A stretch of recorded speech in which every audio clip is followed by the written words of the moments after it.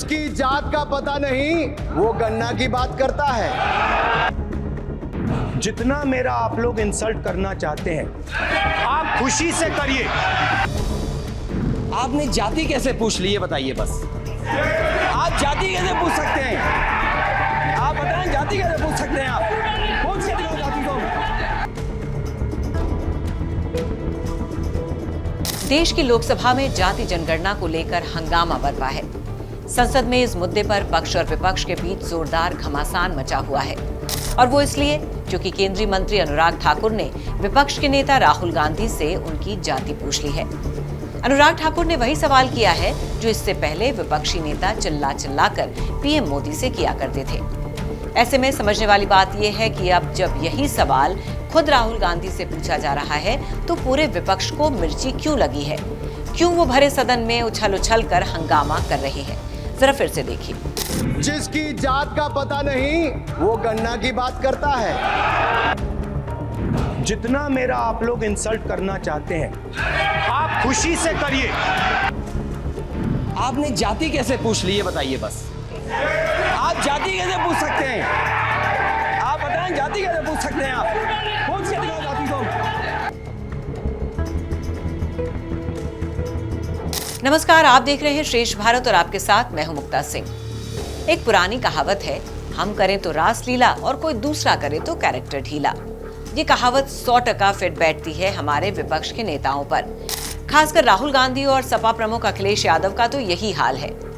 आपको याद होगा, चुनाव से पहले राहुल गांधी देश के हर राज्य में घूम कर पीएम मोदी की जाति को लेकर सवाल उठा चुके हैं। यहाँ तक कि मोदी सरनेम को लेकर भी काफी कुछ बोल चुके हैं। राहुल ने मोदी की उम्र तक का लिहाज न करते हुए उन्हें क्या क्या नहीं कहा, लेकिन अब जब अपनी बारी आई है तो छोटे बच्चों की तरह रो कर हंगामा कर रहे हैं। उनके दोस्त और उनके सहयोगी दल उनका बचाव करने के लिए सदन में हंगामा कर रहे हैं। जाति जनगणना को लेकर बहस के बीच केंद्रीय मंत्री अनुराग ठाकुर ने उनकी जाति को लेकर सवाल क्या कर दिया, ये जनाब ऐसे विक्टिम कार्ड खेलने लगे जैसे उन पर कितना बड़ा अत्याचार हो गया हो। अब या तो उनकी जाति में कोई झोल है या फिर सवाल कुछ ज्यादा ही चुप गया है।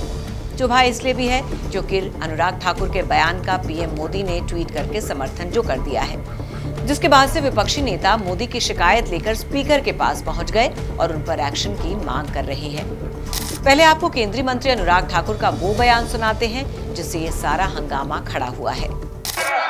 ठीक है, निराधार है सर, ओबीसी की बात जनगणना की बात बहुत की जाती है। माननीय सभापति जी, जिसकी जात का पता नहीं वो गन्ना की बात करता है।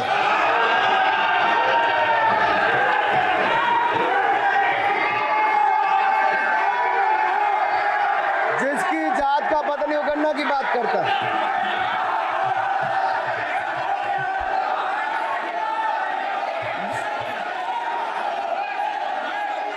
अब अनुराग ठाकुर ने जैसे ही भरी संसद में राहुल गांधी की जाति को लेकर सवाल किया तो सबसे पहले राहुल गांधी और फिर उनके परम मित्र अखिलेश यादव संसद में खड़े होकर अनुराग ठाकुर पर बिफर पड़े। सुनिए। स्पीकर सर, देखिए,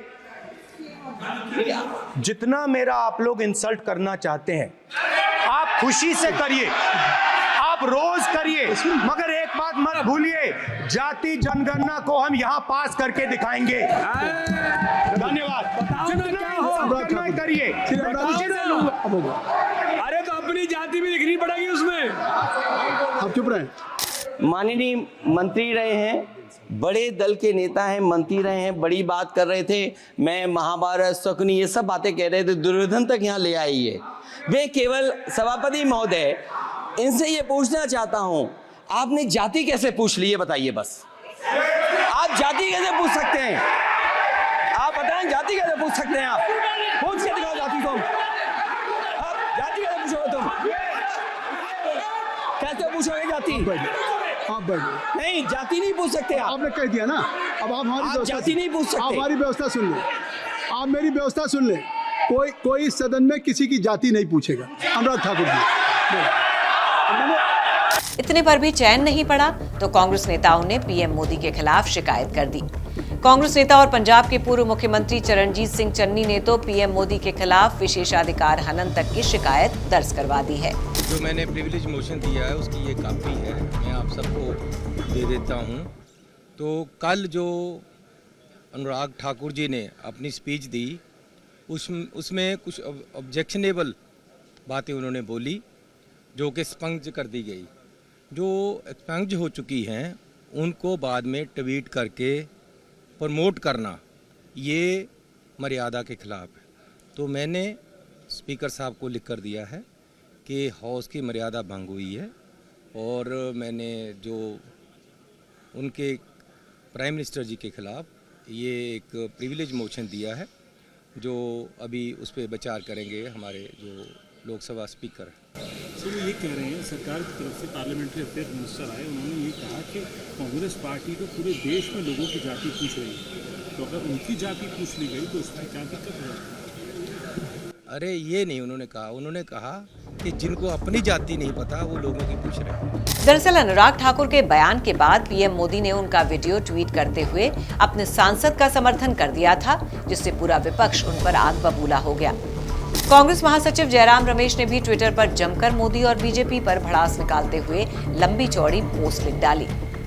जयराम रमेश ने लिखा, ये भाषण जिसे नॉन बायोलॉजिकल पीएम जरूर सुनने वाला बता रहे हैं, इसमें इनके सांसद बेहद अपमानजनक, असंवैधानिक और निंदनीय बातें कर रहे हैं।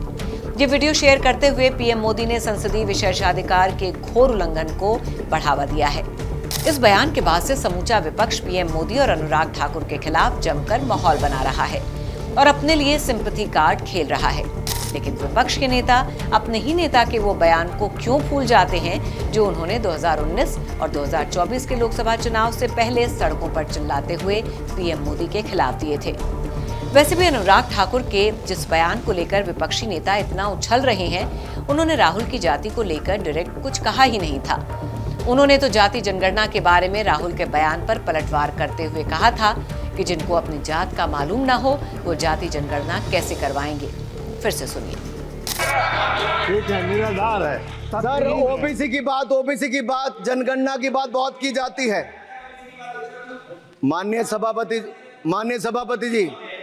सभापति जी, जिसकी जात का पता नहीं वो गणना की बात करता है।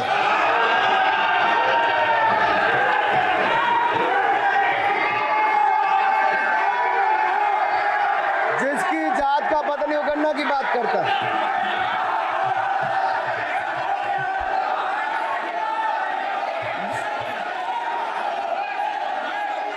ठाकुर के इस बयान ने विपक्ष में खलबली मचा दी और राहुल गांधी से ज्यादा ये बयान उनके दोस्त अखिलेश यादव को चुभ गया, जो खुद आज तक जातिवाद की राजनीति करते आए हैं। जहां तक कि कोई पत्रकार उनसे सवाल करे तो जाति पूछकर जवाब दिया करते हैं। खैर, विनाश काले विपरीत बुद्धि। वैसे तो ये मामला विशेषाधिकार हनन का बनता ही नहीं है, फिर भी विपक्ष की शिकायत पर अंतिम फैसला तो लोकसभा स्पीकर को ही लेना है। वो इस मामले में पीएम मोदी और उनके सांसद को कसूरवार मानते हैं या नहीं, ये तो आने वाला वक्त ही बताएगा।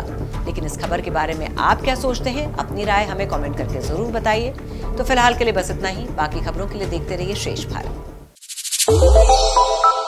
श्रेष्ठ भारत पर खबरों से जुड़े रहने के लिए चैनल को सब्सक्राइब और लाइक करें, बेल आइकन दबाएं और देखते रहें श्रेष्ठ भारत।